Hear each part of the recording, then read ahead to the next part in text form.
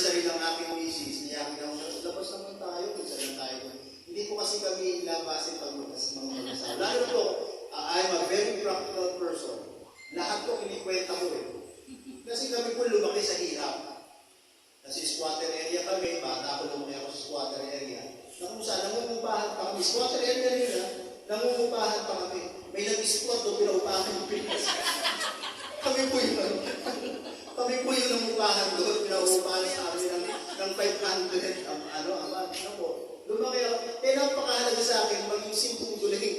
Napakahalaga po sa akin, kaya kinakwenta. Kami sasabi na, sige, pag-umasan, bakit po asawa ko?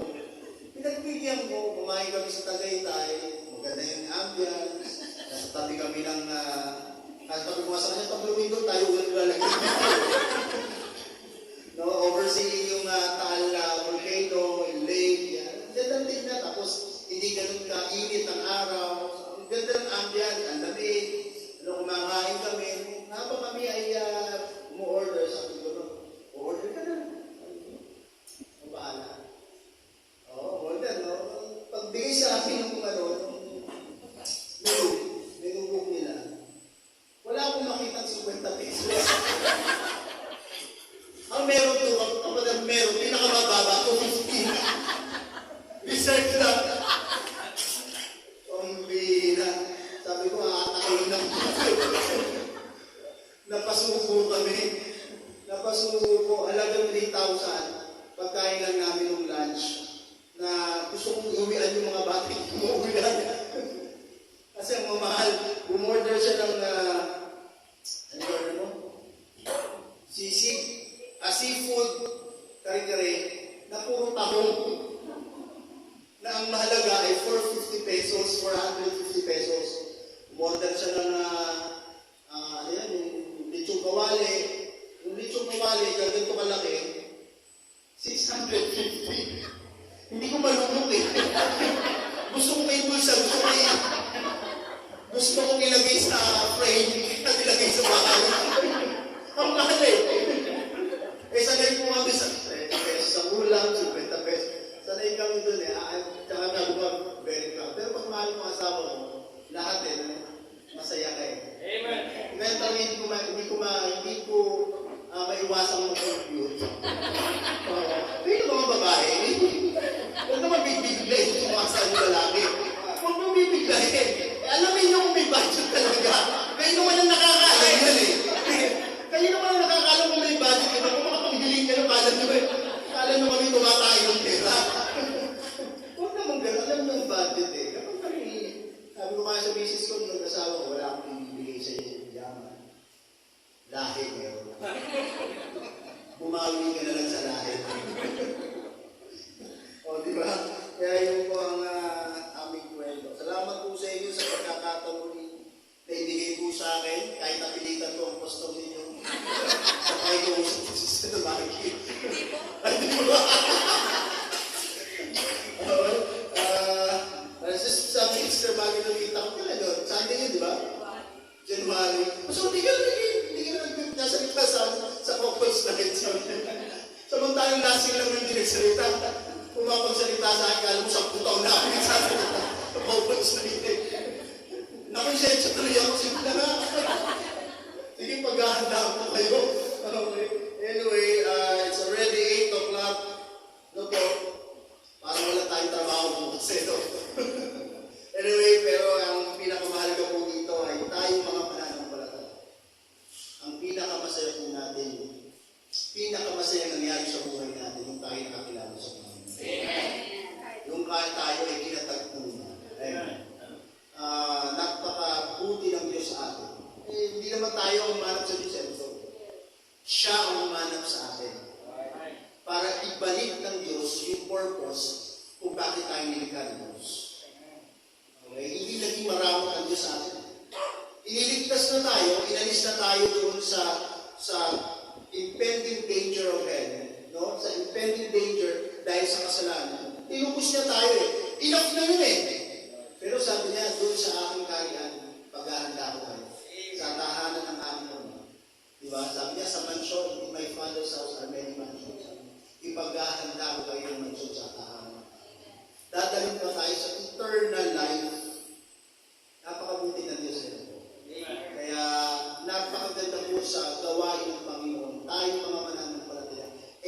pinagbabalagaan natin ito. Alam niyo bakit? Ang relasyon ng mag-asawa, walang ibang nagtayo niya kundi ang Panginoon. Kung sinilikha niya si Adan, sabi niya, teka, it's not good for a man to be alone. Kailangan niya ng katuwang. Kailangan niya ng katabi. Kailangan ng yayapos sa kanya. May hirap kami yung tigil ng yayapos kay Adan. Ano? Kaya sabi niya, kailangan ng yayapos sa kanya. Kailangan ng bulbulong sa kanyang mga talinga. Pagpilin niya. Gano'n, di ba? Kayong mga lalaki, minsan, waldas din kami, pag may gusto kang bilhin, lalo pag mga tools. Sabi mo ba? Ama, lalo lang naman sa online. O, di ba? Merong balanse sa buhay namin. Di ba? Kayong mga babae, kayong mga misis po na, kayo ang bumabalanse ng buhay namin. Kasi kung wala kayo, unang kami. Kasi sabi ng Panginoon, ulang eh. Ang Diyos na nag-isip nun eh. Perfect ang isip ng Diyos, brother. Tama, no? Perfect ang isip ng Diyos. Kasi sabi ng Diyos, ulang. Teka, magpuprovide ako ng helpmate niya. At ito pang pinakamaganda doon. Nung nilikha niya ang lalaki, sa iyo nilikha, mula sa alabos. Nung nilikha niya ang lalaki. Ikaw makiluwas sa tadyang ng asawa mo. Sabi mo sa tadyang kayo, baligtad na. Naanggap tayo, mister. Hindi namin alam yung procedure eh. Kaya naiyakanggap tayo tuloy eh. Ayun naman ho, ipapahamak mo pa ako eh. O diba, hindi pinagiluwas sa tadyang ang lalaki ng babae. Ang babae ang iluwas sa tadyang ng mga lalaki. Kaya sabi ng mga doktor, kulang ang tadyang ng lalaki. At yung tadyang na yun, ang pupuno ng asawa mo. Diba? At napaka-importante yung tadyang na yan. Yung tadyang na yan, ang purpose yan, to protect your heart. Mga basawang babae, kailangan kayong magpuprotect ng puso natin. Tama mo, no? Kaya balansi eh. Napakatalino ng Diyos, no? Napakagaling ng Diyos. Kaya bawat lalaki, may inihanda ang Diyos. Nakabahagi na. No, hindi lang hinahanap ng iba. Diba? Kasi ang mahanap, manalangin muna na tayo. Masama na tingin sa akin, hindi manalangin muna tayo para balanse ulit. Let's pray. Lord God, muli po, hingin namin ang presensya sa aming kalagitnaan. Tulungan po kami na mas maging matibay pa ang pagsasama namin bilang mga mag-aasawa pananampalataya. Kami susunod sa lahat ng sinasabi mo. Kung ang dalangin sa kanyang pangalan ng Jesus. Amen. Okay, nasan ako? Atya. Oo, no? Kung protektahan niyo kami, no? Ibig sabihin, you protect our hearts. Kaya babalansin natin eh. Oo, kaya kinuha kayo sa kanya. Ang purpose niya. Kasi, kaya kayo kinuha, malapit kayo sa puso eh. Kinuha kayo malapit sa puso ng lalaki. Nung pinatulog ng Diyos ang lalaki, pinatip sleep. Ibig sabihin, kung wala pang anesthesia nun, ang Diyos ang nag-invento ng anesthesia. So, ang pag-asawa ay ang institusyon ng Panginoon. Kaya higit na mas nakakaalam siya kung paano ang tamang pag-aasawa at kung ano ang tamang pagsasama ng mag-asawa. Kaya mayroong Bible, may mandato na tinitignan tayo, lalaki, babae, bilang mag-asawa, ito ang mandato natin. At hindi tayo pwedeng umalis dito. Itong magiging guide natin para mas maging matibay ang pagmamahalan at pagsasama natin. O, di ba? Napakabuti na Diyos. Kung matututunan natin sumunod sa Panginoon, sumunod sa mandato ng Panginoon, hindi tayo magkakaroon ng problema. We might have face, no? Possible yun eh. Hindi imposible na tayo humarap sa mga matitinding problema at pagsubok ng buhay bilang mag-asawa. Walang mag-asawa na walang pagsubok sa buhay.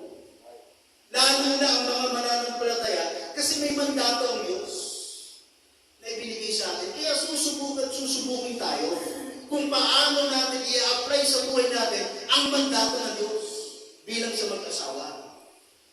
Okay? Siyang nakakaalam yan eh. siya ang susundin natin. Kung ating maranasan ang mga pagsubok ng buhay bilang mag-asawa, meron na tayong panghawakan. Teka, hindi ako kailangan manatili dito sa pagsubok na ito eh. Kaya kong pagtagumpayan ito sa tulong ng Diyos sapagkat may mandato ang Diyos na binigay sa akin. Yun ay kung alam mo ang mandato ng Diyos. Pero kung alam mo ang mandato ng Diyos at isinasantabi mo ang mandato ng Diyos, hindi magiging maayos ang pagsasama ng mga asawa. Magiging katulad lang kayo ng mga mag-asawa na ng mundong ito, na kapag nagkasawaan na, nagsasama na lang para sa mga anak. Nagsasama na lang para itaguyod ang pamilya. Hindi ganoon. Dapat mag-uumpisa ang maayos na pagsasama, maayos na pamilya sa maayos at magandang pagsasama ng mag-asawa. Dahil yun ang mandato ng Diyos. Family was instituted by God. Husband and wife was given by God. Okay? Hindi pwede tayo umalis doon. Hindi pwede natin tanggalin ang Panginoon sa picture, sa pag-asawa na kailangan lagi nandun ang Panginoon. Kaya maganda meron tayong ganito. It is good na ang church, isang church, magkaroon ng ganitong mga banquet para masigit na pagtibahin ng mga mag-asawa ang kanilang pagsasama. Mas maging matibay ang inyong relasyon bilang mag-asawa. Kasi it reminds you, taon-taon na nga lang ayaw mo kong gawin. O diba? Taon-taon na nga lang iiwasan mo pa. Taon-taon na nga lang ayaw kong bigyan ng panahon. At sasabihin mo, busy ako, may trabaho ako. Dapat ito, dahil ito yung taon-taon na ginagawa, dapat ito naka-schedule na sa'yo. Pagdating ng araw ng banquet o ng couples night, sasabihin mo kagad sa boss mo, boss, di ba ko niyan ha? Kasi oras ng panahon ng aming mag-asawa yan. Kapag bibigyan ng panahon yan, kaya magkakaroon ng stronghold of God. Okay? So mula po sa Colossians, mula po sa haba ng introduction mo, Pastor, mula sa Colossians chapter 3, okay? Pag-uusapan natin, mga kapatid, mga minamahal, itong salitang love.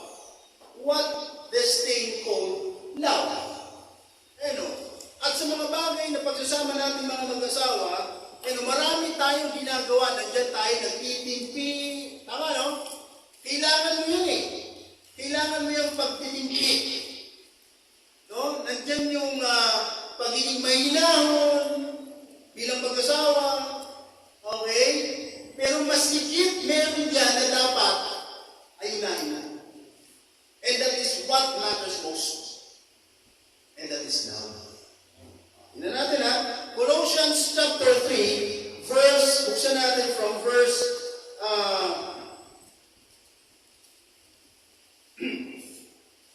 12. Pipilitin kong, anyway, dun sa mga papel na nilagay ko, habang nandun ako, pinag-obserbahan ko ngayon. Meron dito iba't ibang panahon. Tama, no? Iba't ibang panahon na kayo'y nakapag-asawa. Tama? Merong mas nauna sa amin, may mas nauna kami sa inyo, may mas higit na mas nauna sa atin, baka panahon pa na nga po mag-asawa na. Meron ba dito? Wala naman. Tatay kayo, ilang taon na kayo mag-asawa? Ni nanay? Sabi nanay, kahapon lang po. Ilang taon na kayo nagsasama? Hindi ba yung pagtitiis, yung nagsama ka? Matagal na po ako nagtitiis, sabi ni tatay. Hindi ba yung pagtitiis tatay? 45 years na kayo nagsasama. Hindi pagtitiis yan, ha? Yung pagsasama. Okay. Okay, so, di ba, no? 45 years. Sunod sa 45 years, meron? Bukod sa mga single moms natin na sa likod. Wala. 35. 36. O yan, sinanay, 36 years. Well, hindi matatawanan. 20. 25. 25 years. 26, wala? Or about 30, 20. Ilan kayo?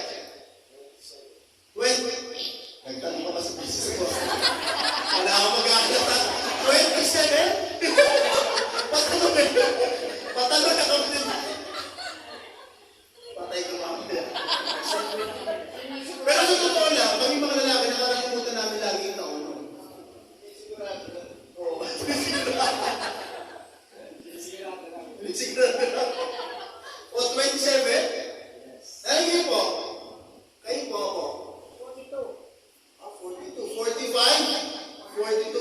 yan, nanay, ha? Hindi pagsasama yan, ha? Pagsasama. Oh, 42, 37, wala? 39, 36. Ngayon po, Sister Maggie. 21. 21. Kaya ka. 21. Pero yung legal kasi kami pastor, 16 pa lang kasi 5 years muna bago. Okay. Yung kayo nagpakasal, pero yung nagsama kayo, 21. Sasama may 21 na. Pero magpinasa. Ano, hindi ka sigurado na kaya... 5 taon lang eh. 5 taon mo na, isipin natin, tayo talaga. Parang artista ka, artistahin mo lang yung sinambabi mo. Artista ka yan, huwag mo na magpakasal, tingnan mo na kung tayo talaga. Nagkasampukan ako eh. Pero, hindi pala tayo. Laging sinasabing walang pera. Ano din rin kami, hindi naman, sabi ko. Kapatid, kayo na lang, walang hiwala yan sa mga pala kaya. O, nandito po tayo para pagtibayin natin ang pagsasama. Hindi para maghiwalay mamaya pagkatapos sila ito. Lalo naman, pinapayag na yung divorce. Huwag kayong papayag na may divorce, walang divorce sa mananampalataya. Okay? Ang pinagsama ng Diyos ay walang sino man at ano man ang dapat maghiwalay. Bukod doon, wala na, 20, pinakamababa. Kapag kayo, Brother Nelson, kailan kayo? 16 po. 16. Ito, pinakamabata dito siguro sila Norby. Tama? Ilang years na kayo? 3 years. 3 years. Pinakabata. Wala na. Kami ng misis ko ay 20 years na. O, di mo, alin. Naali ako ah. Okay. Mamaya mag-usa tayo sa bahay. Okay. So, kaya kung binigyan po kayo ng papel, ay pwede niyong isulat dyan habang nakikinig kayo o mamaya after kung meron kayong makuwang lesson doon sa salita ng Panginoon na ibabahagi ko ngayong gabi, ay isusulat mo dyan ang mga bagay kung sa kayo nagkulang sa asawa niyo. At pagkatapos, ano yung mga gagawin nyo para punan ngayong taon nito ang pagsasama? Yung mga pagkukulang ninyo, o mga babae, huwag nyo sabihin, o ikaw, nagkulang ka sa akin. Hayaan nyo po ang mga lalaki. Ano yung minsan sa pagsasama? Huwag mong manduhan. Huwag mong manduhan. Lalaki, huwag mong manduhan ang asawa mo kung anong mga pagkukulang niya. Babae, huwag mo rin manduhan yung asawa mo sa mga pagkukulang niya. Hayaan mong tanggapin niya at kilalanin niya yung mga pagkukulang. Huwag mo naman ipadama. Huwag mo titigan ng masama. Ba't huwag mo titigan si Brother Nelson ng masama? Okay.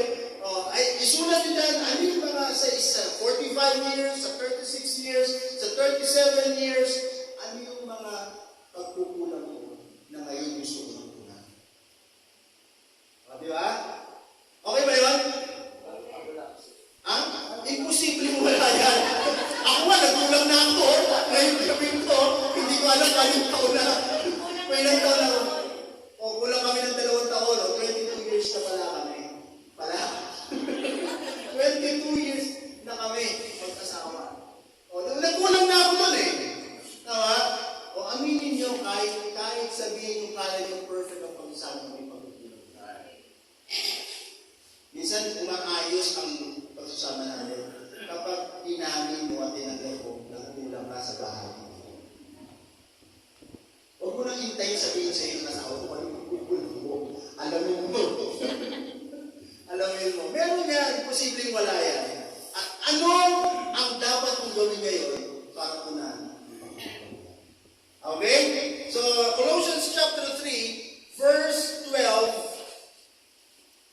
hanggang 14. Pero may mga talata tayong pag-uusapan sapagkat pag-uusapan natin yung salitang love. No? I-define natin ang pag-ibig hindi ayon sa binibigay ng sanlibutan ngayon, kundi ayon sa binigay na definition ng Panginoon kung ano ang pag-ibig. Iintindihin natin, uunawain natin kung ano itong pag-ibig na ito. Kasi ito yung pinaka-importante, ito yung pinakamalaga. This thing is the most need na meron tayo, na kailangan natin. Okay? Ito yung what matters most. Ito yung pinakamahalaga. yung pinaka-importante. Colossians chapter 3 verse, kanina po yung barong ko, kasya pa ngayon, sikip na. Sarap ng pagkain. Pwede po kayong kumain ha, kung kayo sa tingin nyo nagugutom at medyo kumakalaman sigura nyo ulit. Pwede pa po kayong kumain ha. Open naman po yan. Ilagay na ng plastic para hindi nakawin. Hindi kayo maunahan ng kaibigan niyo. Okay, pwede po kayong kumain habang nakikinig po kayo sa akin. Okay, Colossians chapter 3 verse 12 hanggang 14. Nasabi po dito, put on therefore as the elect of God, holy, beloved, bowels of mercies, kindness, humbleness of mind, meekness, long-suffering, forbearing one another, and forgiving one another, if any man have quarrel against any, even as Christ forgive you, so also do ye. And verse 14, tignan niyo po yung verse 14. And above all, napaka-importante nito, no? Tama po. Sabi niya, and above all, these things. Ano yung these things? Yung sinabi mo nung mga una, from verse 12, above all, ang pinaka-importante, ang pinaka-mahalaga sa lahat ng yan na sinabi ko, sabi ni Apostol Pablo, sabi niya, put on charity. Charity in the Bible means love. Hindi yung kawang gawa ha. Hindi ngayon, ay ano charity mo ngayon? Kinuha yung word na charity na kawang gawa sa salitang pag-ibig. Okay?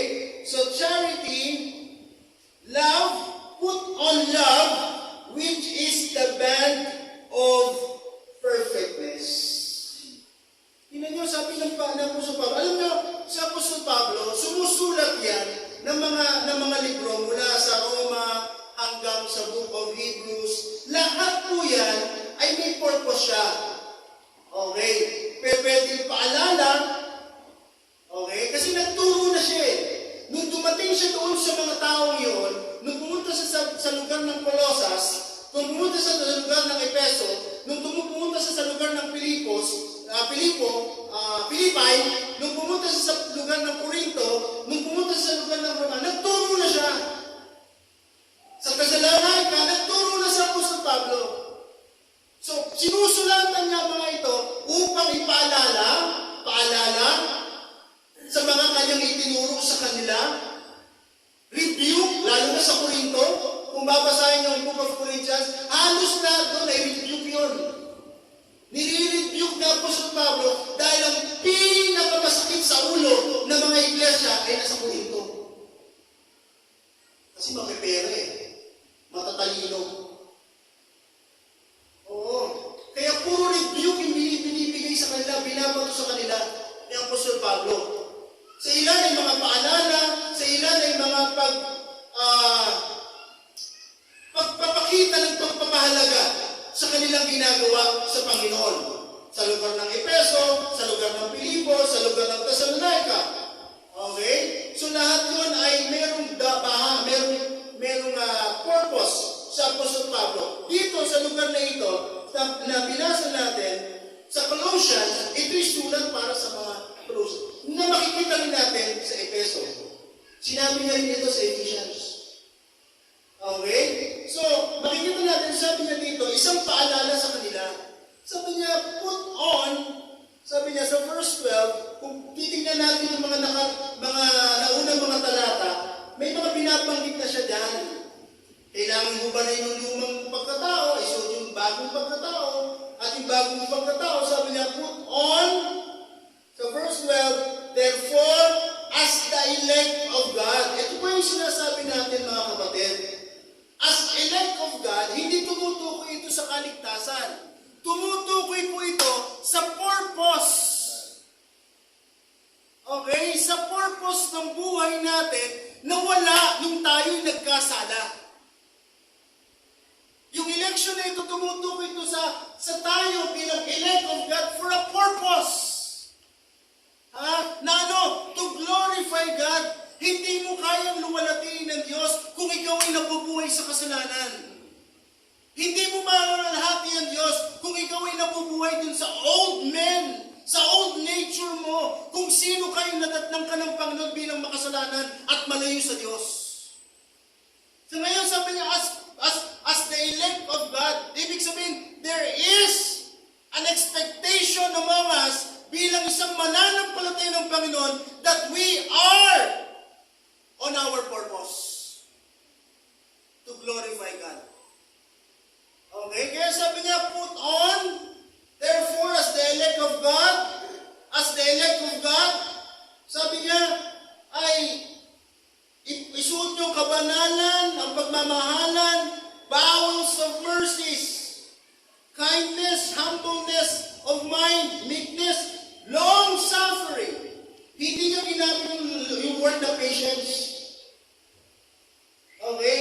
Ang long-suffering is the attribute of God. Na Kristiyano lang ang meron yan. Kaya walang naghihiwalay na mag-asawa eh. Dahil hindi patience ang meron ka, long-suffering. Pagtisa mo, ginusto mo yan eh. O diba? Kung paano nagtiis ang Diyos, naging mainahon ang Diyos, naging mapagpinuhot ang Diyos sa atin na mga tao bilang makasalanan na dapat tayo itinapon na doon sa kaparusahan ng kasalanan. Pero hindi. Nagtiis siya sa atin. Yun yung long suffering. Kung ito yung pag-uusapan natin ng grammar, ito yung pinakamataas na adjective. Okay? Yung long suffering, Diyos lang meron nun. Pero nagkaroon tayo because of Christ. Oo, kasi inilagay sa atin, inimpute sa atin, yung righteousness of Christ, we will be able to do the expectation of God for us or from us through Christ. Kaya sabi sa book of Romans, kaya nga ito, sabi na Apostol Pablo sa mga Romano, kaya nga kayo ay predestined na ayon sa imahen ng kanyang anak na si Kristo. So tayong lahat ngayon mga mananampalataya, I hope lahat tayo ay meron ng personal na relasyon sa Panginoong Kristo. Dumating sa buhay mo na nakilala mo ang sarili bilang isang makasalanan sa harapan ng Diyos at lumapit sa Panginoong Yesus at kinilala at tinanggap bilang iyong tagapagligtas sa walang iba. Siya lamang nagbayad ng ating mga kaso. So dahil doon, inilagay tayo sa imahen ng Panginoong Kristo. Inimpute sa atin ang righteousness of God. Ito yung mga tinuturo niya po sa Bible, is the righteousness of Christ. Okay? Kaya sabi niya, verse 13, forbearing one another, helping one another. Kapag may kabigatan, samahan mo. Huwag mong sabihin, kasalanan mo yan, mag-isa ka. So we are all the disciples of Christ and we are expected by God to perform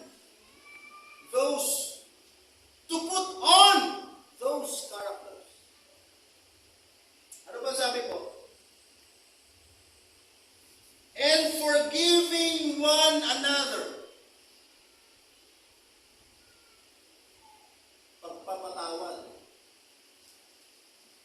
Yung banal na pagpapatawad ko. Pag banal na pagpapatawad, yung pagpapatawad ng Diyos, ang sabi ng Diyos, gaya ng layo ng silangan sa kanluran, ganun din, kalayo. Sabi niya gano'n, ang kasalanan nyo ngayon, sapagkat blinatid ng Panginoon lahat ng kasalanan natin. Kinalimutan niya ang ating mga kasalanan. Dapat pag tayo nagpatawad, mga misis, mga mister, pag nagpatawad, kalimutan mo. Huwag darating ang pananuhukay mo, ayan ka na naman eh. Di ba ganyan ka? Ito ka ito ka last time eh. Ginawa mo to sa akin eh. Ito ginagawa. Hindi kayo magsasama ng maayos eh. Kasi meron kang binabala. Tama? Meron kang hinahandang bala na ibabato sa kanya. Okay? Ano pong sabi? If any man have a quarrel against any, even as Christ. Tignan niyo po yung word na as Christ. Gaya ni Kristo. As Christ, sabi po dito, forgive you, so also do you. O, diba? Alam niyo po, walang kaligtasan o walang pagpapatawad ng Diyos sa taong makasalanan kung wala yan kay Kristo. Kasi ang pinatawad ng Diyos, yung ginawa ni Kristo. Kaya na kay Kristo yung pagpapatawad. Tama po? Kaya kapag si Kristo ay tinanggap ng isang tao, doon pa lamang makukuha ng isang tao ang pagpapatawad ng Diyos. Kahit araw-araw siyang pumunta doon sa maliit na kwarto na yun at sasabihin niya, Father, I have sinned. Kahit minuminuto kong gawin yan, outside of Christ, walang pagpapatawad. Ang forgiveness ng Diyos ay na kay Kristo. Kaya nga sabi ng Biblia, ang kaligtasan daw, the gift of God is eternal life through Jesus Christ our Lord. Hindi mo pwedeng kunin ang pagpapatawad ng Diyos. Okay? Malibang kilalanin mo muna sa buhay mo si Kristo at tiyak mo sa buhay mo si Kristo ang tagapagligtas mo. Okay? So, sabi po dito, and sabi niya, and above all these things, kung ito yung forgiveness, kung ito yung forbearing one another, kung ito yung, ano sabi ng mga sinabi niya doon, beloved, holy, bowels of mercy, kindness, humbleness of mind, meekness, long-suffering, kung ito yung mga yon, ito ang pag-ibig. Above all. Okay, you might have forgiveness. Pwede mo lang yung pag-ibig. Kaya susunod, may bala ka. Tama? Babalahan mo yan. Lahat ng ginawa mo ilalagay ko sa tuhod. Bubula. Kung kaya mo yung pag-inawa. Kasi walang love eh. At yung love na ito is a love of Christ. Love of Christ. Okay? So maraming, ang mundong ibabaw na ito, maraming mga definition ng pag-ibig. Pero ang meron tayong definition dapat ng pag-ibig, yung pag-ibig na nasa Bible. At pag pinag-uusapan ng pag-ibig sa Bible, laging ito ay points to the love of God. Love of God. O diba, sabi ako sa Pablo, husbands, love your wives. O diba? Gaya ng anong pagmamahal? Gaya ng kaninong pagmamahal? Gaya ng pagmamahal ni Kristo. What kind of love Christ has for the church? Huh? What kind of love? Yun yung pag-ibig na ito, mga kapatid. Yung pag-ibig na hindi humahanap ng kapalit. Yung pag-ibig na hindi humahanap ng pwede mong gawin para sa Kanya. O yung pag-ibig na hindi mo mahanap kung ano yung pwede niyang gawin para sa iyo. Okay? Pero kung itong pag-ibig na ito meron ka, magpupusa ka. Kasi dahil sa pag-ibig na ito, Christ gave Himself. Dahil sa pag-ibig ni Kristo na God gave Himself. Kaya kung may pagkasama tayo mga mag-asawa, na gaya ng pag-ibig ni Kristo sa atin, ang pag-ibig niyo sa isa't isa, you are willing to give yourself. Okay? Ang mahalaga yung object ng pag-ibig niyo. Hindi ikaw na umiibig.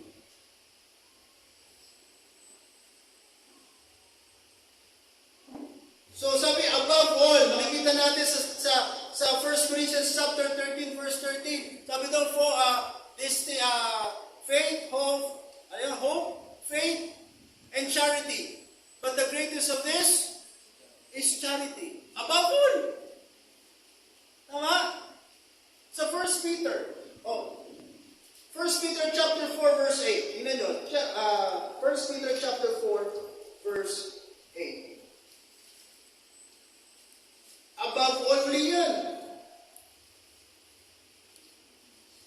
1 Peter chapter 4, niyo mga kapatid? Verse 8. And above all things, ano daw meron dapat? Have, o mas matindi ito, fervent charity among yourselves, for charity shall cover the multitudes of sin. Above all, yun ang pinaka-importante. Yun ang pinakamahalaga.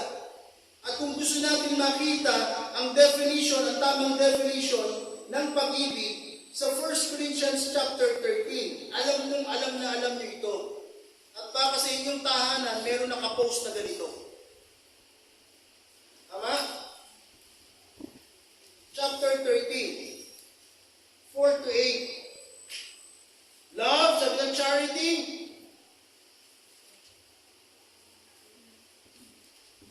Sabi dito, charity suffereth long. O, long suffering na naman. And is kind. Mabuti. Charity envieth not. Oh, ani, si Kumare, binilan ng bagong dress. Ani, si Kumare, binilan ng bagong oven ni Kumare. Sana all. Uy, hani, nabalita mo ba, nirigali ni ng kapitbahay natin sa kapitbahay sa asawa mo? Sana all. Mapapasana all ka naman. Huwag ganun. Hindi ba paghanap ang pag-ibig? Tama? Hindi ba paghanap ang pag-ibig? Hindi umaasa yan. Pero pag umibig ka, gagawa ka yan. Umibig ka. Tama? Pero hindi mapaghanap. May mga asawa ba? May kung sa'yo mga asawa nila namin, hintayin niyo. Amen. Bukas siya magbigit yan, sasamahan mo yun. Sa nagusakuhan. Sama lang, ha? Okay? Sabi niya, charity vaunteth not itself. Is that fact? Hindi nagmamalaki. Hindi nagyayabang.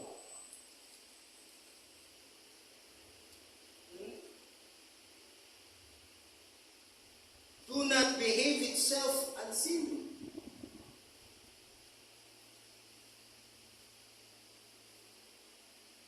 Is not easily provoked, and think and no evil. Pag punong-puno ka na, asawang lalaki, bakit kasi ko pa ng pili? Huwag ganon! Huwag ganon! Mahalin niyo yan. Binigay sa inyo ng Diyos yan. Amen. Oo. Huwag ganon. Kung maamoy yung maasim yan, ang gapin mo. Bilan niyo ng pabango. Oo, huwag ganon. Okay? Thinketh no evil. Rejoiceth not in iniquity. Hindi nagiging masaya ang pag-ibig pag gumagawa ng mali. Ha? Yung mga asawang babae, kumala nila, ang asawang lalaki lang nagkakamali tumitingin sa iba. Mga babae, kayo din tumitingin sa iba. Dahil na pagkuryahan na ang harap ninyo. Mas gusto niyo panoorin yung Koreano kaysa sa asawa niyo. Di ba? Sinamahan niyo ba mag-basketball ng asawa niyo? Sino dito ang isasantabi ang pinapanood ng Koreano novela? Korean novela? Pag magbabasketball, sama ko, hindi gusto kang mapanood ng ano. Minsan ba nag-cheer ka sa asawa mo?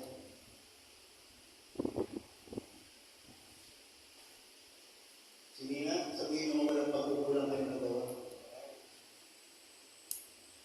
Diba?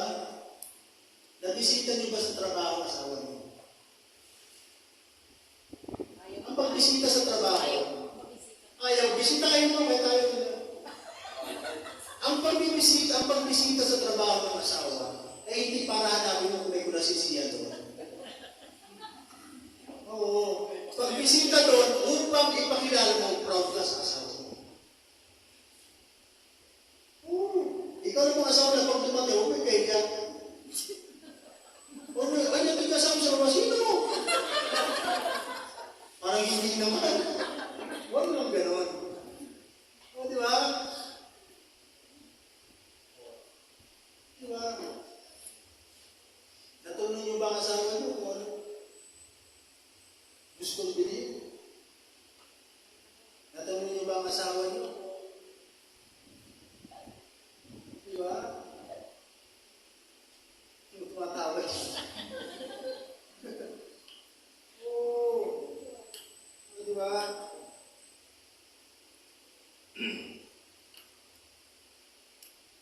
Rejoiceth in the truth. Beareth all things, believeth all things, hopeth all things, endureth all things. Charity never fails. But whether there be prophecies, they shall fail. Whether be tongues, they shall cease. Whether it be knowledge, it shall vanish away. Alam niyo, isang mananatili na dapat nananatili, mga kapatid, yung pag-ibig. Pag-ibig. Okay? It is the most and highest ethical standard. Alam niyo po ang pag-ibig, ginawa yan ng Diyos as the basis of ethics. Ibinigay po yan ng Diyos, basihan ng ethics. Ano yung ethics? Moralidad. Kapag ang isang tao ay may tunay na pag-ibig na nanggagaling sa Diyos, yan ang taong pinaka-mataas ang moral. Oo. Kasi bakit? Hindi maninira ng kapwa yan eh. Diba? Ang hahanapin niya, yung kabutihan. Hindi niya bibilangin yung pagkakamali ng asawa niya. Ang bibilangin niya, yung kabutihan ginagawa ng asawa niya. Tama ba? Kasi yun yung pinaka-basis ng pinakamataas na moral ng tao. Yung pag-ibig. Kaya kung gusto mong tumaas ang moral mo bilang isang tao sa harapan ng Diyos, get love. Kunin mo yung pag-ibig na sinasabi ng Panginoon that above all, put on charity. Above all, have a fervent charity. Bakit? This charity that covereth all kinds of sins. Bible po ang nagsabi niya. Hindi mo. Okay? Kaya ito yung pinakamataas na standard ng ethics. Okay? Hindi yung binabanggit sa TV. Hindi yung binabanggit ng mga matatalinong tao. Hindi yung binabanggit ng mga philosopher. Ang pinakamataas na ethics ay yung binanggit ng Panginoong Jesucristo. And that is love. Pag-ibig.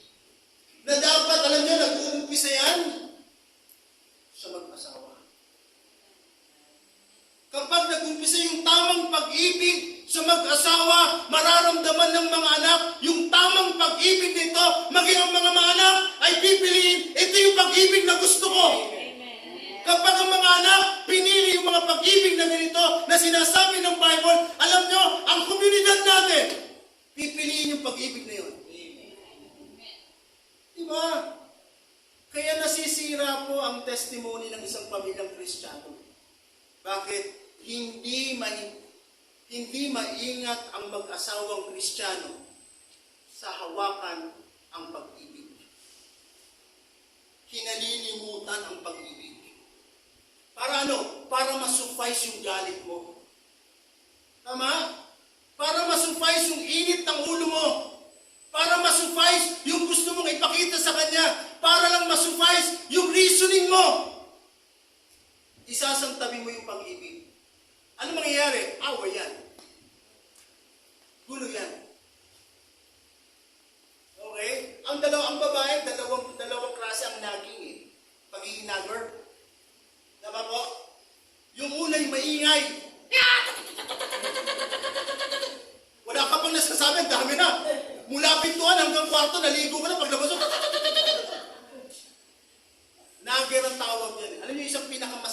vlogger na babae, yung hindi nagsasalita pero masama ang loob. Girls, ladies, wives, bago-bago pagmighan.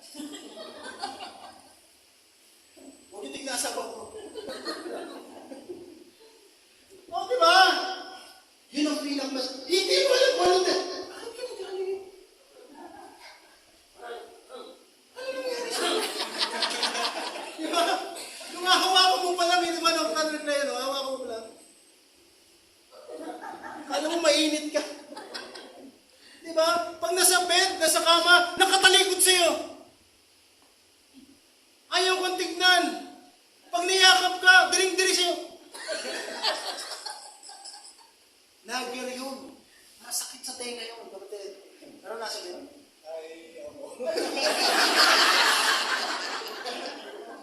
Kapatid, sabi ko, pag-iintigin natin pagkasama ninyo, ha? Walang hiwala yung mangyayari. Honest lang. Honest lang, honest. Tinatanong mo kasi pastor eh. Oh, sorry po, kasalanan po. O, di ba? Kung may pag-ibig, lagi may pagmumahal.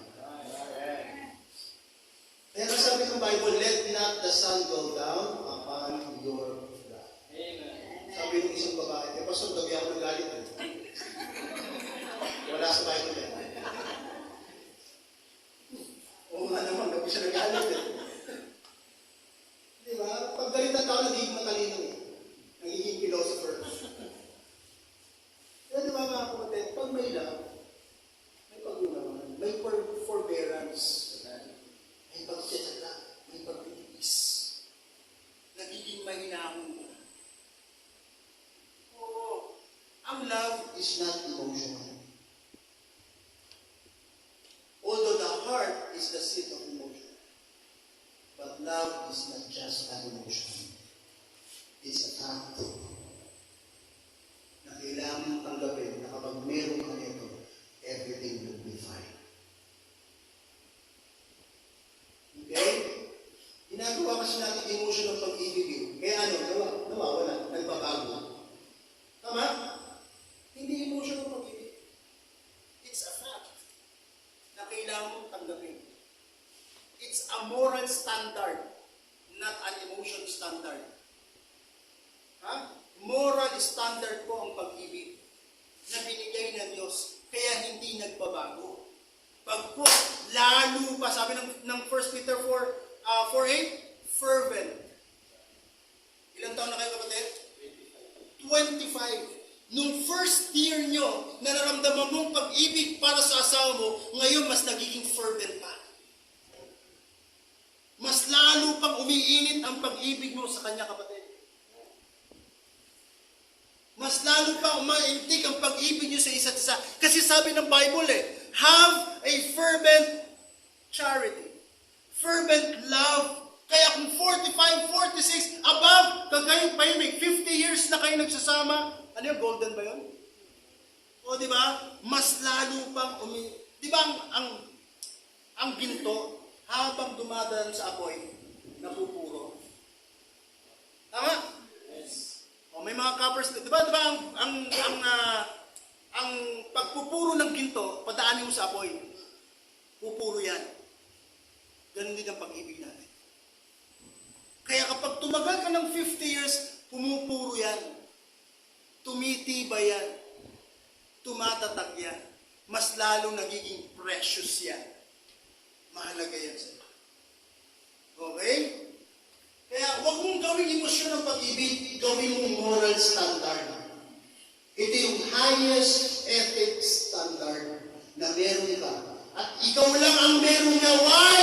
Kasi ikaw lang may Kristo sa puso. Amen.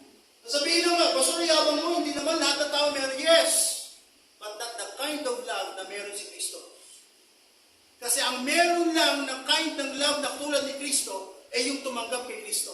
Right. Kasi naranasan niya yung pag-ibig ni Kristo. Kaya ipararanas mo rin, kapatid, sa asawa mo. Ganun ka din. Ipararanas mo rin sa kanya yun. It always reminds us the love of God. Okay? Kaya nga sabi ng Panginoon mo, husband, love your wife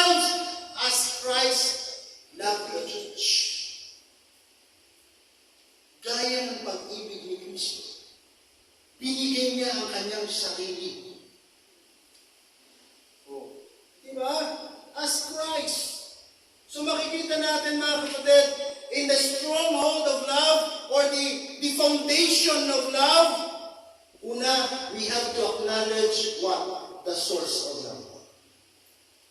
The source of love. Walang ibang source, walang ibang pinanggalingan ng perfect love kung hindi ang Diyos.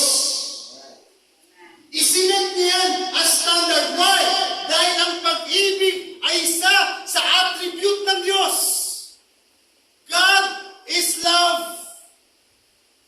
Diba sabi sa 1 John, beloved, let us love one another. Ano sabi doon? For love is of God. He that knoweth God, he that loveth not knoweth not God, for God is love. Hindi sinabi doon, God is hope. Tama? Ang sabi, God is love. Kasi isa sa moral attributes ng Diyos ay pag-ibig.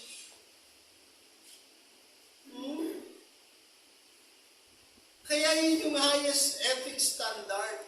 Kaya kahit sinong tao, kung pipiliin yung highest ethic standard na ito, magiging maayos.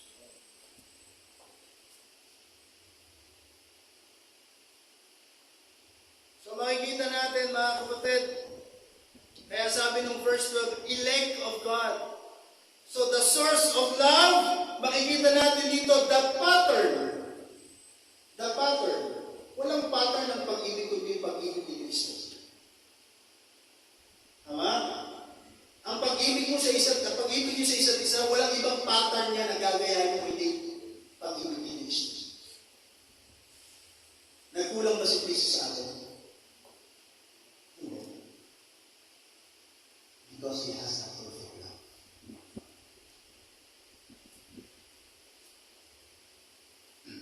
Kaya sabi niya sa John chapter 13 verse 34, love one another as I love you. As I love you. O inalintura niya, gumamit na naman ng word na as. Gaya ng pag-ibig ko sa inyo. Mahalin yung isa't isa. Gaya ng pag-ibig ko sa inyo. O di ba tayong disipulo ni Kristo dito? Ang lahat ng kumilala sa Panginoon Kristo ay kinilala disipulo. Disciples of Christ. Kaya sabi niya, love one another, mahalin ng isa't isa, gaya ng pag-ibig ko sa inyo.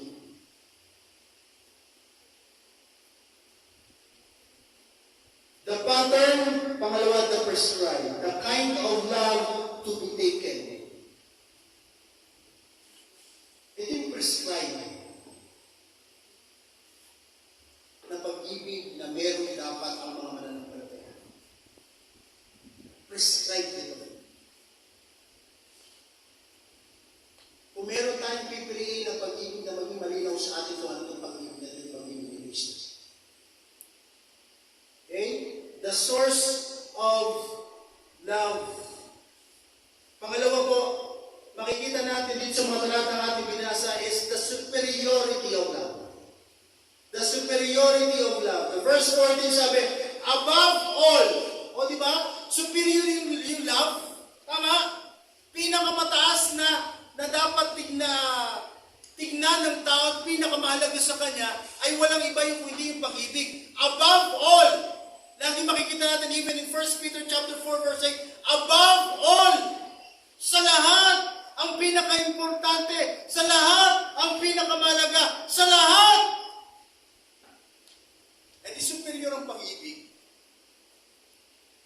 Tama ba? Ganon din dapat ang meron tayo sa puso natin. Dapat ang pag-ibig superior sa emosyon mo. Do not let yourself to be controlled by your emotions. Ang taong sumusunod sa kanyang emotions, walang sariling pag-iisip. Because emotions changes. Tama? Kaya nga nauso yung salitang, hindi kita maintindihan. Sana sa init, Saan ka sa lamig? Kahapon ka-sweet-sweet mo sa akin. Ngayon, punong-puno ka ng quotes sa puso mo. O diba? Kasi emosyon ang pinapairan mo. Wives, husbands, pairalin ang pag-ibig. Huwag ang emosyon.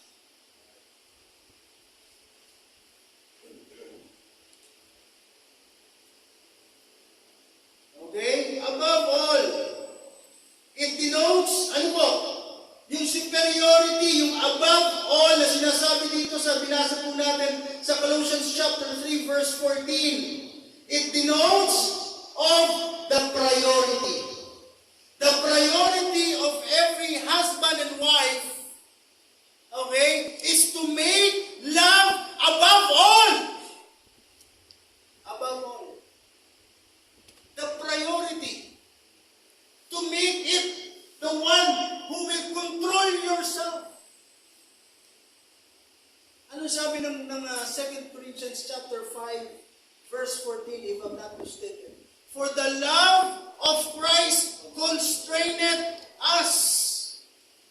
Ang pag-ibig ng Panginoong Jesucristo ang siyang pumipilit sa atin, ang nagmo-motivate sa atin. If we have that kind of love that we have to our husband, to our wife, mga kapatid, pagpapalain ng Diyos ang relasyon ninyo. Amen.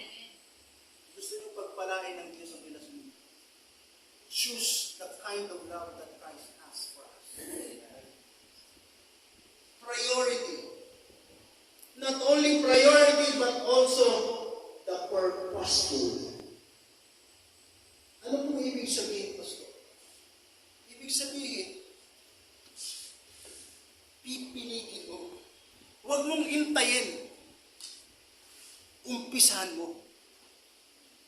Tama? Kung dalawang mag-asawa nag-usap kayo at sabihin nyo, kayong dalawa parehas ang inyong nalayunin sa isip ninyo. Parehas kayong nasa puso ninyo, hanapin ko, gagawin ko, ilalagay ko sa puso ko yung pag-ibig ni Kristo. Mga kapatid, siguro napakaganda ng pagsasama ninyo. Kasi perfect love yun eh. Tama? Siguro ikaw asawang lalaki, may hiya kang tumingin sa iba eh. Tama? Pagtingin mo sabi, kahit anong ganda yung walang panama sa misis ko yan. Tama? Dumaan sa Facebook mo, sabi, walang panama sa misis mo to. Hindi ka magdi-desire eh. Bakit? Your desire is your wife. Kasi yun ang sinasabi ng pag-ibig ni Kristo. Na ang desire mo ay walang iba kung hindi si Kristo.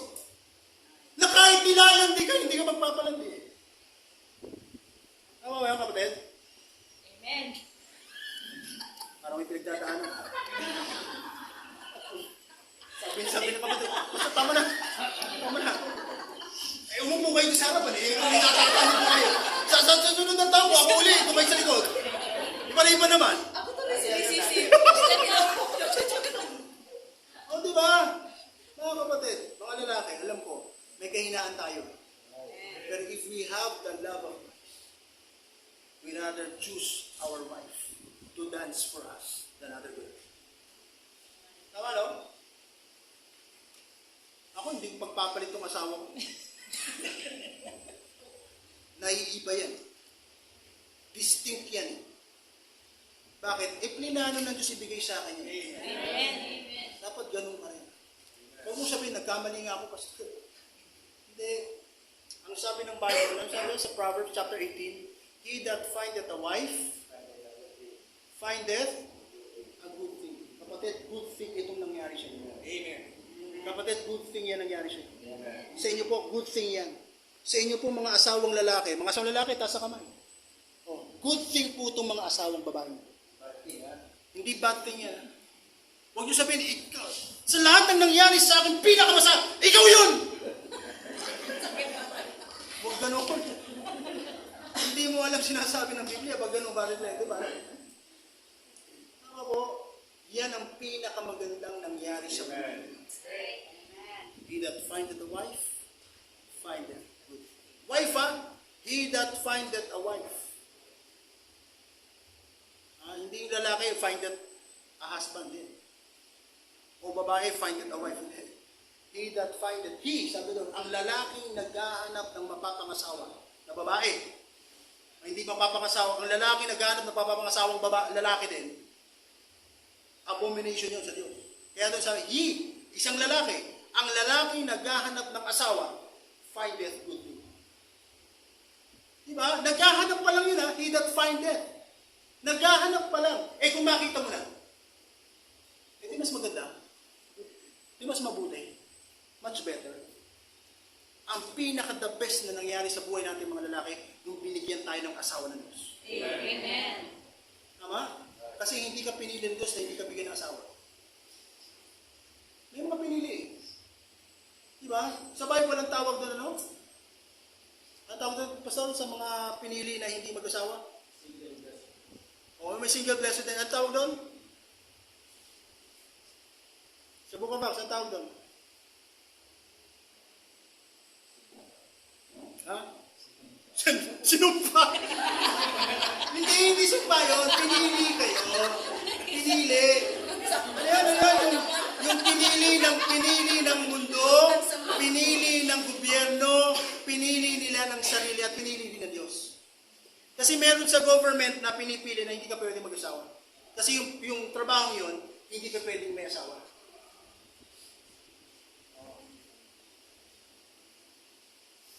Ang tawag nun? Pinakausap niya, no? Eunuch. Eunuch sa Bible, eunuch. Eunuch made by men, eunuch made by himself, eunuch made by God. Kasi eunuch made by men, yun yung mga sa isang kalagayan mo, hindi ka pwedeng mag-asawa. It could be a government position, hindi ka pwedeng mag-asawa. I don't know kung bakit. Okay? Made by themselves, mas pinili nila. Diba? Mas pinili, kesa daw sumakit ang ulo nila. O, mas pinili nila. Yung made by God naman, katulad ng Jeremiah. Kasi may purpose ang Panginoon.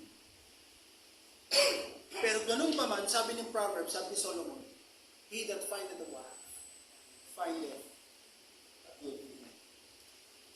Kaya isa sa pinakamaganda na nangyari sa buhay mo, hindi nagkaroon ka ng anak o hindi nagkaroon ka muna ng asawa.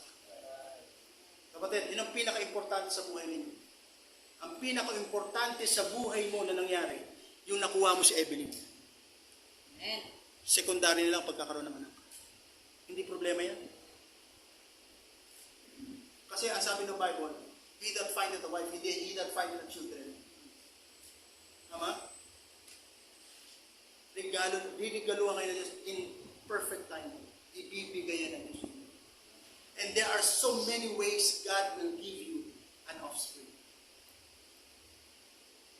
Magtiwala lang kayo sa Amen. Tandaan lang natin, he that findeth a wife, findeth good thing. Ganun din kayo mga babae. Sabi niya sa Proverbs chapter 20 naman, all men, or every man, will proclaim his goodness. But he that findeth, but whoso findeth a faithful man. Tama? Lahat ng lalaki, pag nanligaw yan, papakita niya kung sino siya. Tama, no? Papakita niya maganda sa kanya. Tama, no? Oh. Papakita niya kung gaano siya kabuti. Oh, kaya sabi ko, umpisa lang yan. O, diba? Kaya minsan ganun tayo. Yun ang pagkakamali rin natin, mga lalaki. Kaya sabi ng totoong Proverbs every man, tama ba? Most men will proclaim everyone his own goodness. Kaya pag nanligaw ang lalaki, kahit walang pambili ng chocolate, magkakaroon ng chocolate yan. Hindi nagpapakatotoo O, di ba? Magustuhan lang. Para may pinagdadaanan ka na yung O, di ba? Magustuhan lang. Kaya minsan, o, di ba? Pag kayo na, sabihin ng asawang babae, hindi ko ganyan dati. Ang totoo niyan, kung ano siya ngayong asawa mo, yun siya noon. Hindi lang niya pinakita yung totoong siya. Kaya huwag mo na hanapin. Kasi masigit na nakikilala mong isa pag magkasama na kayo sa isang bubong. Pero sabi doon, who shall find a faithful? Sino makakita ng faithful man? Ang faithful man na sa loob ng church. Amen. Ang faithful man, maawit sa choir. Amen. Ang faithful man, pipiliin ang gawain ng Panginoon kaysa sa trabaho. Ang faithful man, pag sinabi ng asawa niya, di kailangan kita dito. Kahit sabi ng boss mo, kailangan mag-overtime. Tatalikuran mo boss mo. Kasi faithful ka sa asawa. Walang ibang importante sa iyo kung hindi yung sinabi ng Panginoon. Sino yun? Yung good thing na nangyari sa buhay. Sino yun? Yung asawa mo. Okay? Kaya hindi kayo nagsasama dahil may mga anak kayo. Nagsasama kayo dahil kayo binibig ng Diyos sa isa. Someday sa mga anak nyo iiwang kayo. Kayo na lang matitira sa isa. Diba? Kaya huwag niyong ituon ang pansin niyo sa mga anak ninyo. Tama yan. Huwag niyong pag-awayin ang responsibilidad niyo sa asawa ninyo at sa anak ninyo. Hindi nag-aaway dapat yan.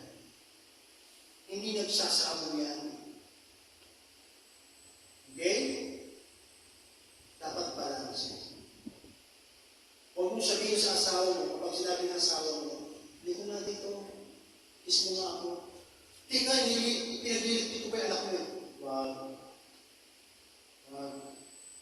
Kung anong nilina sa mga ibigay mo. Sinabi yan ako sa bago sa mga talak ko. Okay? Ibigay mo kung anong hinihiling ng asawa. Okay? Hindi na tayo pupunta doon na haba tayo. Sa sinasabi ko sa inyo, balanse dapat ang responsibility sa anak. Hindi ka pwedeng replacement ang anak sa asawa. Someday sa mga iiwanan pa rin yan. At walang matitira sa iyo sa tayo mo kung hindi asawa mo tayo. Sa ibang bansa, kapag namatay ang asawa at ang isa na lang nilang magulang, sa nila dinadala. Ang bubuti ng mga anak nila. Tama?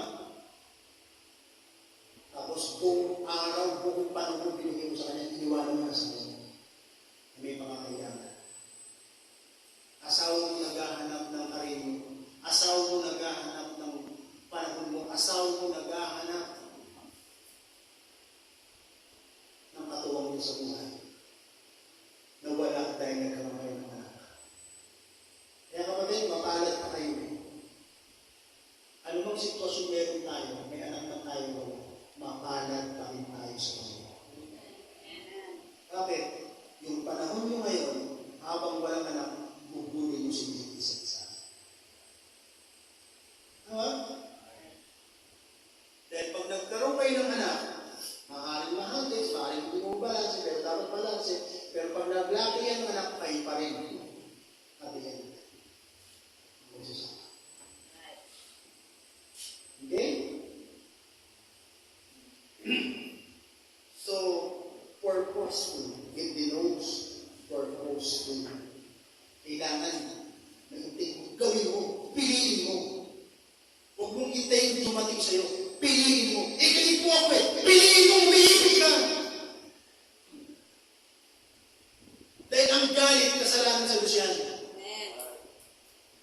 Piliin mo, umiibig ka. Huwag mong pairahin ang galit sa puso mo. Huwag mong pairahin ang inis sa puso mo. Pairahin mo ang pag-ibig sa puso mo. Okay? Pangatlo po, sustainability of love. This kind of love that we have, mga kapatid, nagsusustain. Bakit? It holds everything.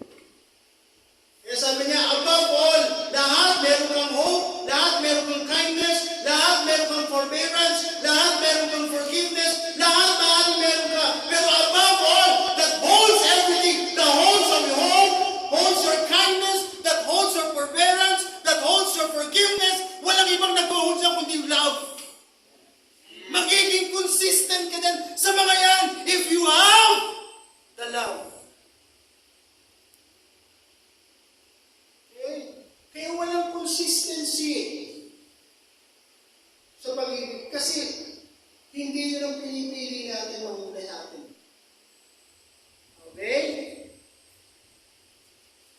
consistency.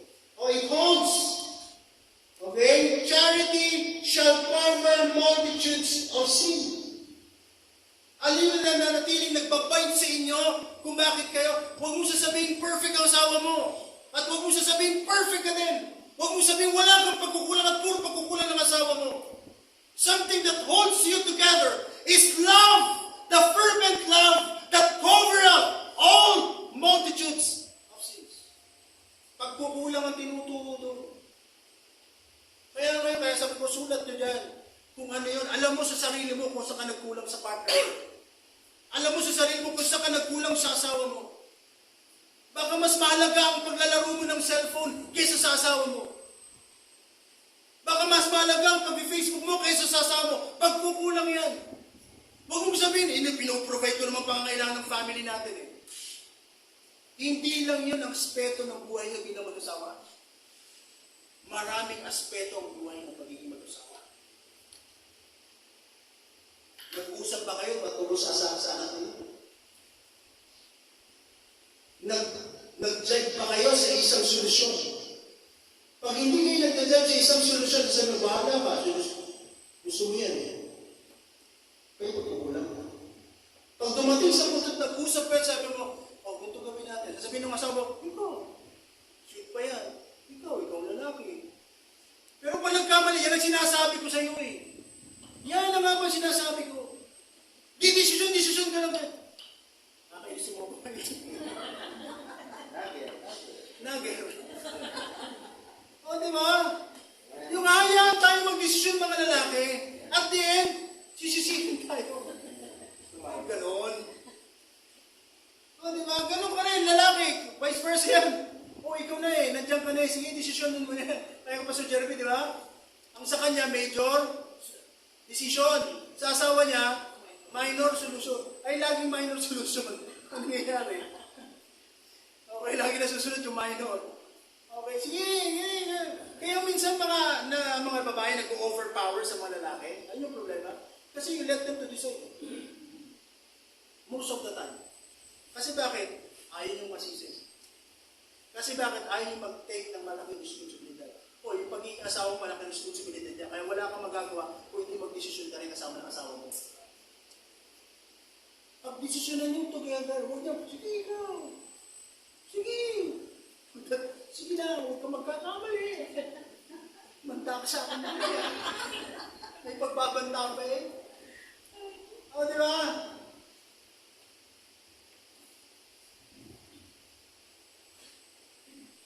Pangalawa po, it harmonize. It harmonize. That kind of love will harmonize our relationship together.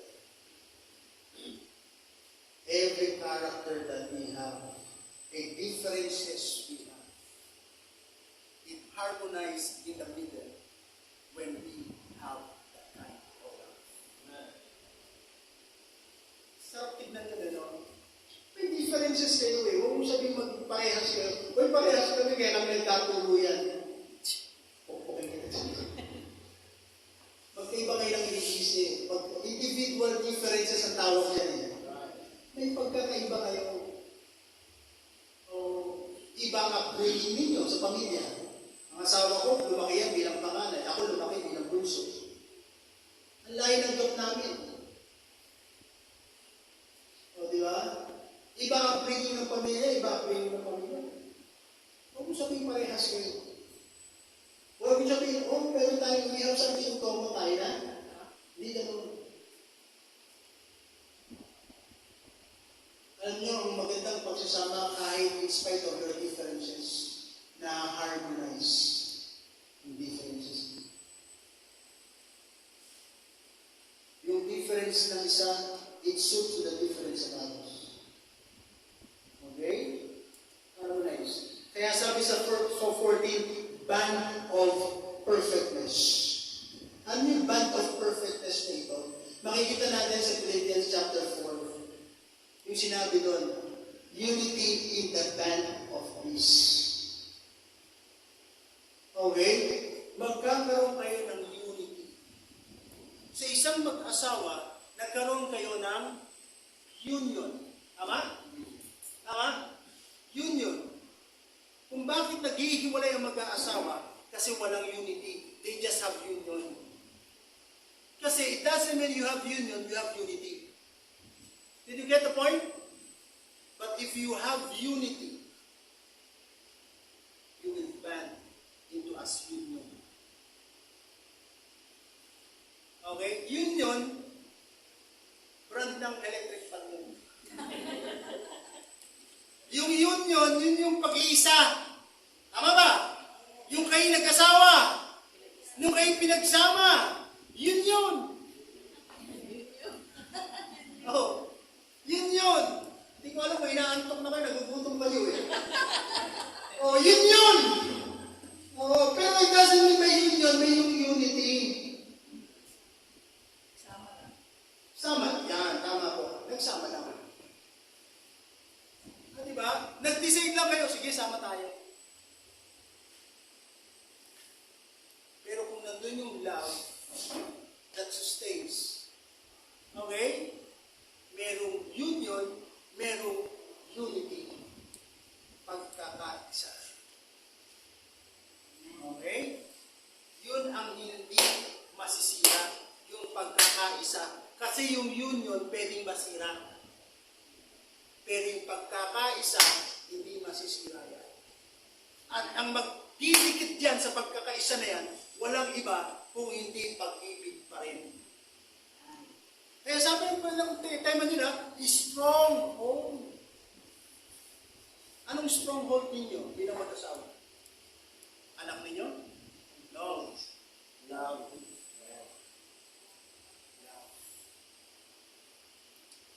Okay?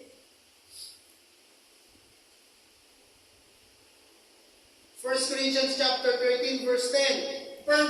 When the perfect is come, sabi ako sa Pablo, ang pinanggalingan na yung charity. Ano yung charity? Dinefine ako sa Pablo yung biblical definition ng charity. Okay? At the end, yung sa talata sabi niya, kapag nandito na to, perfect is come. Ibig sabihin, matured. Ibig sabihin, nagmamature kayo bilang mag-asawa. Nagmamature kayo bilang individual. Nagmamature kayo bilang mga anak ng Diyos. Okay? Maturing, yun ang sinasabi. Kaya, harmonize. Okay? And thus po. Last. We have the source of love. We have the superiority of love. We have the sustainability of love. At pang-apat po, and last, the significance of love. Ang kahalagahan ng pag-ibig. The significance of love. Tapos na po ako. Pumuputok na dito. May timer to. Alam ko na style mo yun, kaya pinilit mo ilagay ko dito. Kasi ako yung mag-speaker yun. Okay? Tapos na po ako dito. The significance of love. Kahalagahan ng pag-ibig. Why? It is a command. It is a command. Ang sabi ng Biblia sa Colossians 12 and 14, chapter 3, 12 and 14, yung salitang put on. Huwag mong i-put off. I-put on. Put on. Command yun. It is in the imperative form na sinasabi ni Apostol Pablo sa mga taga-Kolosas, utos ko ito sa inyo. Utos ko ng Diyos sa inyo. Isuot ninyo. Isuot ninyo ang pag-ibig. Above all, isuot ninyo as elect of God. Isuot niyo ang pag-ibig bilang mga pinili ng Diyos. Amang po yung tinawag ang pinili ng Diyos sa inisyo ng pag-ibig. It is a command. Utos po ito. John 13:34. Diba? Magmahalan kayo sa isa't isa. Gaya ng pagmamahal ko sa inyo. Utos ko ng Panginoong Hesus. Magmahalan kayo. Okay? Hindi lamang to in application sa mga mananampalataya. Although lahat naman tayo mananampalataya, kahit kayo mag-asawa, ito'y applicable sa ating lahat. Okay? At maging sa mga mag-asawa, maging sa mga anak, maging sa mga magulang para sa kanilang mga anak, maging sa anak para sa kanilang magulang, maging sa bawat member ng local church. Ang sabi ng Panginoon, love one another. Hindi love another one. Love one another. Maliwanag ang utos ha? Anong utos? Love one another. Hindi love another one. Walang ganung utos. Love one another. Okay? It is a command. And last po, it is a commitment. Ang pag-ibig mo sa kapwa mo, ang pag-ibig mo sa asawa mo, lifetime commitment. Pag sinabing commitment, ano man mangyari, gagawin mo. Commitment eh. Committed ka dyan. Kaya nung kayo humarap sa dambana at nangako sa harapan ng Diyos na mamahalin ng isa't isa through thick and thin, till death do you part. Sa hirap, sa ginawa, ano pa daw sabi? Sa sakit, at puro sakit. Sabi niya, sa sakit eh. Hanggang paghiwalayin kayo ng kamatayan. Kung makapag-iiwalay ako sa inyo, ay kamatayan. Tama? Bakit kung pipiliin ang kamatayan? Kung ramdam mo ang pag-ibig ng Diyos sa kasal. Bakit mo nanaisip mamatay kung ramdam ninyo ang pag-ibig ninyo sa isa't isa? Hindi lang ramdam na patunayan mo ba ang pag-ibig ninyo sa isa't isa. Masarap mabuhay. Diba?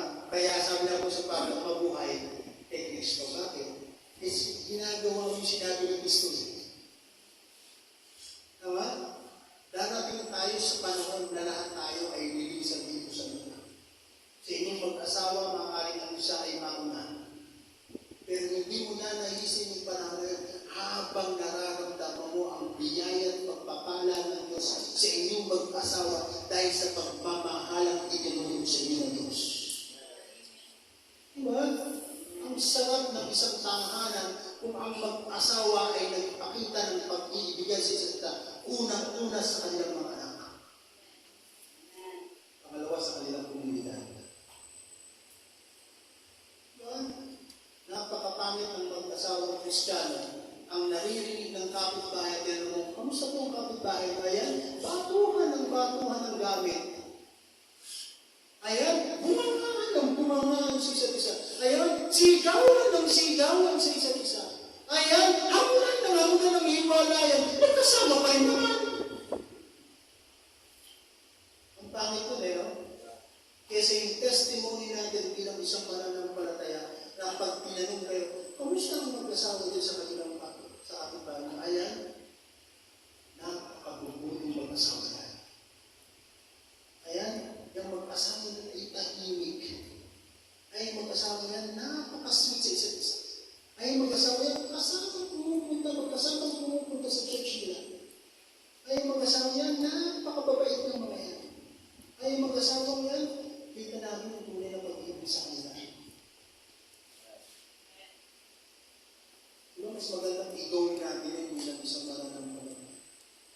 Gaya sinabi ng Panginoon, above all, put on charity.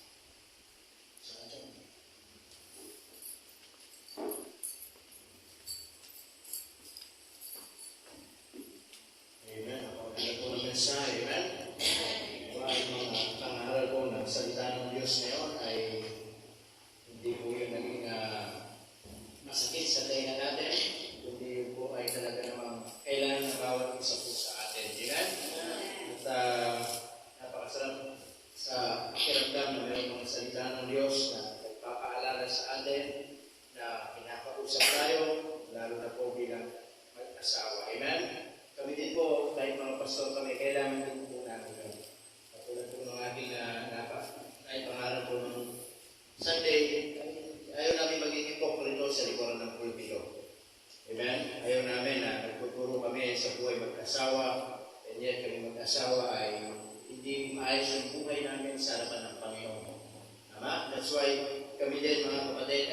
kinakausap ng Panginoon, naging magandang halimbawa upang sa bawat pamilya, sa mga iglesia, bawat mag-asawa, ay talaga namang makita natin yung biyaya po ng Panginoon. Amen?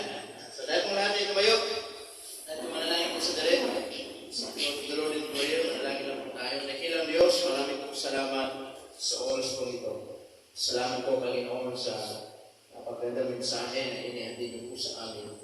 Na yung mga ganitong mensahe, Panginoon, hindi namin ito napapakinggan sa mundo. Hindi namin napapakinggan sa aming trabaho. Hindi namin napapakinggan sa anumang lugar dito sa mundo nito, Panginoon. Dito lamang po sa mga gawain ninyo na mayroong mga salita ninyo, Panginoon, na nagpapaalala po sa amin na ang aming pong marriage life, ang aming buhay pag-aasawa. Ito po ay lagi po namin pang ingatan, Panginoon. Na mas lalo po namin pang hawakan ng ilang Diyos. Na hindi po, Panginoon, ang mga sarili namin, ang mga ibabaw, kundi, Panginoon, ang dakilang pag-ibig po ninyo, dakilang pag-ibig ng aming Panginoon sa Kristo, na nung siya po ay aming pong tinanggap sa puso namin, bilang Panginoon sarili tagapagligtas. Yun po yung klaseng pag-ibig, Panginoon, na tumutulak po sa amin, upang nagtuturo sa amin, upang mas lalo po namin mahalin ang aming po mga pamilya, ang aming asawa, Panginoon. Kaya salamat po ng marami, dakilang Diyos. Nawa, pinagpalay niyo po kami, Panginoon. Na ito po ay aming pagbulay-bulay at mamaya sa pag-uwi po namin.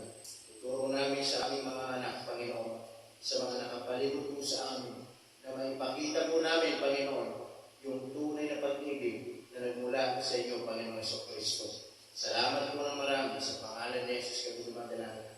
Amen. Amen. May take your seat. Amen. Maraming salamat po sa napagandang mensahe po na yun. Amen. At kung ano to. Regarding po dun sa paper na nasulatan niyo po? Wala nga sinulat. Nasulatan niyo po, alis kayo may nasulat. Wife, husband, meron po. Isulat niyo po. Mamaya sa pagtulog ng pag-usapan. At manalangin